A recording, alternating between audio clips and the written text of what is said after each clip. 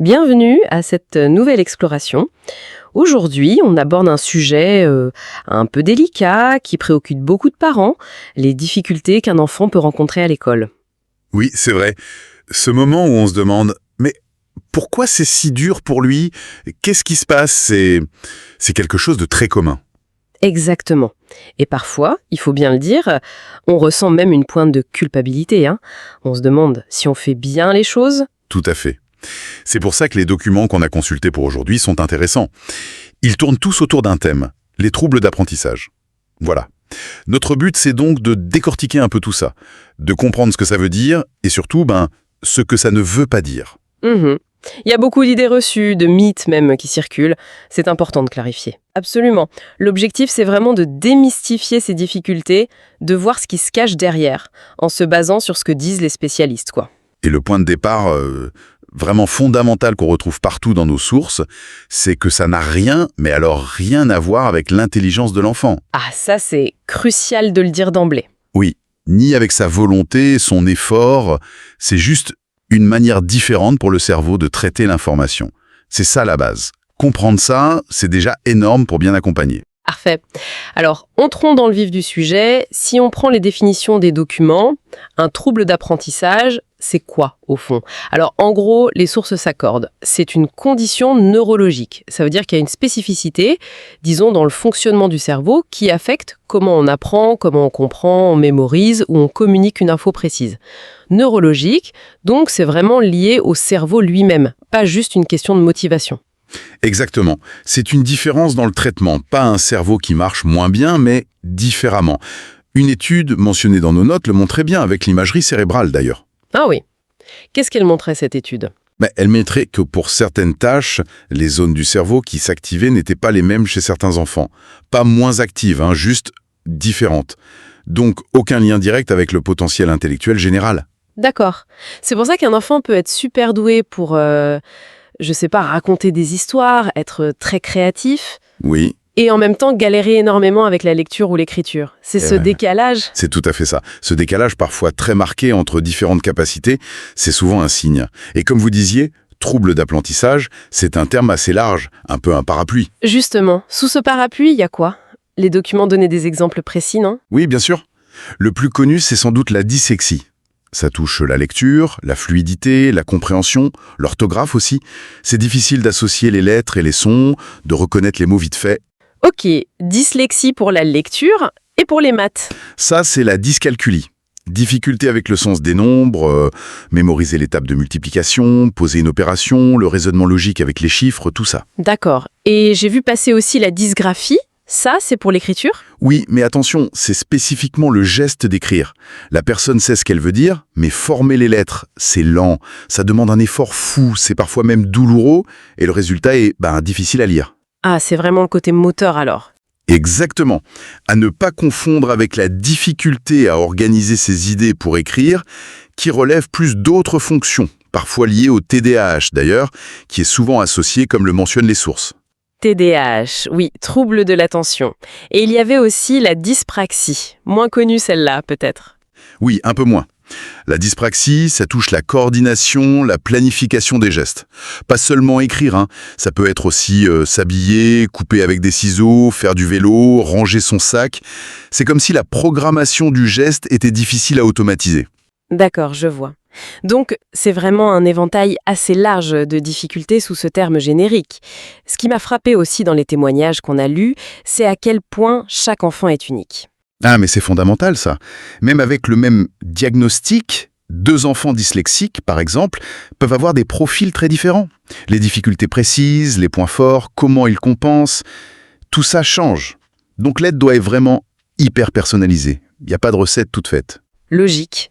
Et ça nous amène à la question que beaucoup de parents se posent et qu'on sentait en lisant les textes. Mais pourquoi? Pourquoi mon enfant? D'où ça vient? Alors les sources sont assez claires, c'est souvent un mélange de facteurs. Il y a une composante génétique forte, ça c'est sûr. Une étude parlait même d'une héritabilité de 67-70% pour la dyslexie. Ah oui, quand même. Donc si un parent a eu des soucis. Le risque est plus élevé pour l'enfant, oui. C'est une prédisposition. Mais c'est pas tout. Quoi d'autre alors? Des différences dans le développement du cerveau, parfois même avant la naissance. Des connexions qui se font un peu différemment. On parle parfois aussi de facteurs environnementaux très tôt, genre complications à la naissance. Mais bon, c'est plus discuté, moins systématique d'après les recherches. Et puis, faut être honnête, parfois on ne sait pas exactement pourquoi. Mais, et ça il faut vraiment le répéter, tous les documents insistent là-dessus. Ce que ça n'est pas. Absolument.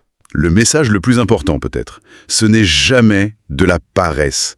Jamais. Un enfant ne choisit pas d'être en difficulté. C'est tellement important de le dire. Et ce n'est pas non plus la faute des parents. Ni l'éducation, ni un manque de stimulation. Chercher un coupable, ça ne mène nulle part, ça fait juste souffrir plus. Les sources sont unanimes, merci de le souligner. Parce que les idées reçues, elles ont la vie dure. Justement, parlons-en. Un des articles listait bien les mythes courants. Le premier. Ces enfants ne sont pas intelligents. Le pire sans doute. Et c'est complètement faux. On l'a dit, ça touche des processus spécifiques, pas l'intelligence globale. Au contraire, beaucoup de ces enfants sont hyper vifs, créatifs, curieux. Ils pensent différemment, c'est ça. Exactement. Ils peuvent avoir des raisonnements super fins, une pensée en arborescence, des talents dans plein de domaines, artistiques, techniques, sociaux. C'est juste que le format scolaire classique ne met pas toujours ça en valeur, et que leurs difficultés peuvent masquer cette intelligence. Un autre mythe, ça va passer avec le temps, il faut juste attendre. Un peu la politique de l'autruche, non? Oui, ou un espoir un peu vain. Les troubles sont neurodéveloppementaux, ils persistent, ils ne disparaissent pas magiquement. Ce qui change, c'est la capacité de la personne à comprendre comment elle fonctionne, et surtout à développer des stratégies pour compenser. Si elle est aidée, bien sûr. Voilà, si elle est bien accompagnée. Elle apprend à utiliser ses points forts pour contourner les obstacles. Mais ça demande une aide active, ciblée. Si on attend juste, les difficultés s'accumulent, l'écart se creuse. Et le dernier mythe, peut-être le plus culpabilisant, s'il faisait plus d'efforts, il y arriverait. J'adorais la comparaison dans les notes avec demander à un myope de mieux voir juste en plissant les yeux. C'est exactement ça. Demander plus d'efforts sans changer la méthode, c'est épuisant, décourageant. Souvent, l'enfant fait déjà des efforts considérables. Un chercheur parlait de double tâche. Faire l'exercice et gérer son trouble en même temps, ça pompe une énergie folle. Donc la clé, c'est pas travailler plus, mais travailler autrement. Voilà, avec des méthodes adaptées, des outils, en s'appuyant sur ce qui marche pour lui. Quotidien. Bon, ça dépend de l'âge et du trouble, bien sûr, mais il y a des choses qui reviennent souvent dans les descriptions. Par exemple, une vraie difficulté qui dure à apprendre l'alphabet, les sons des lettres, les tables de multiplication, malgré l'enseignement normal. Une lecture qui reste très pénible aussi. Oui, une lecture lente, hachée, pleine d'erreurs, longtemps après les autres. Ou des difficultés avec les consignes. Oublier vite ce qu'on a demandé, surtout si c'est un peu long ou complexe. L'enfant a l'air distrait, peut-être. Il peut donner cette impression, oui, alors qu'en fait, c'est sa mémoire de travail qui sature. La désorganisation aussi, c'est souvent cité, du mal à ranger ses affaires, gérer son temps, planifier un travail simple, et le fait d'éviter certaines tâches.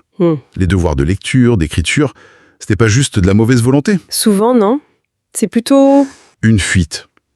Une stratégie pour éviter quelque chose qui est trop dur, qui mène à l'échec et qui du coup fait mal, humilie. C'est plus simple de dire « j'ai pas envie » que « j'y arrive pas et ça me fait souffrir ». Je vois.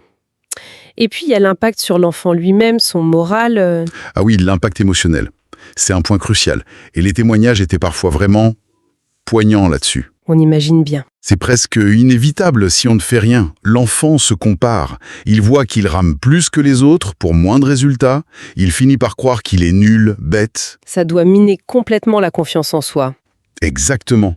Ça crée de la tristesse, de l'anxiété face à l'école, parfois de la colère aussi. Et c'est un cercle vicieux.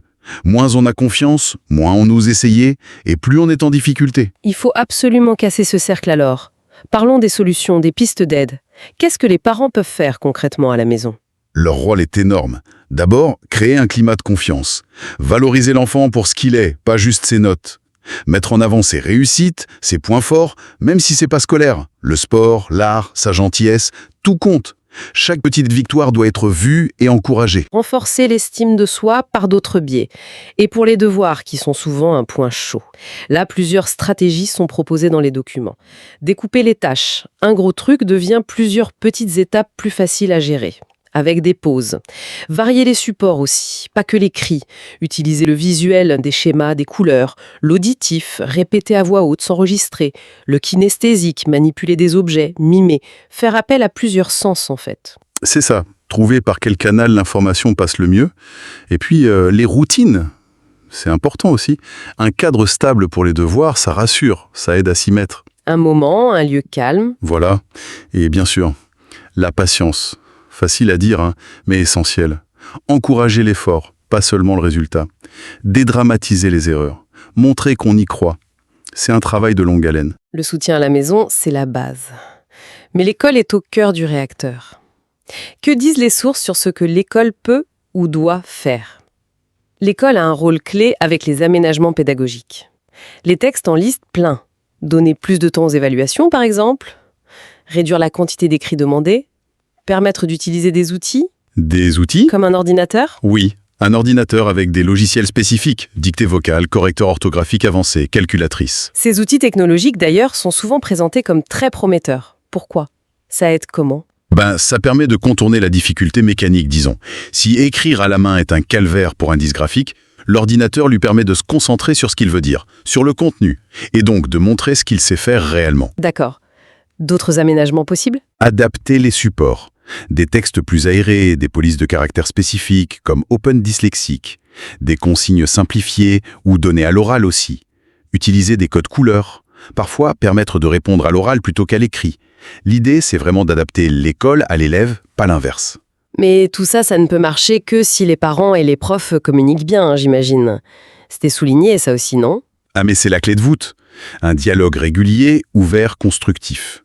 Parents et enseignants, ils ont chacun une partie du puzzle. Les parents connaissent l'enfant globalement, ses réactions, ce qui marche à la maison. Les profs le voient en situation d'apprentissage avec les autres. Il faut partager ces infos. Exactement. Pour ajuster les stratégies, être cohérent. Il ne faut pas avoir peur de demander des rendez-vous, de mettre en place un PAP, un plan d'accompagnement personnalisé, ou même un PPS, un projet personnalisé de scolarisation, s'il y a un diagnostic. D'accord.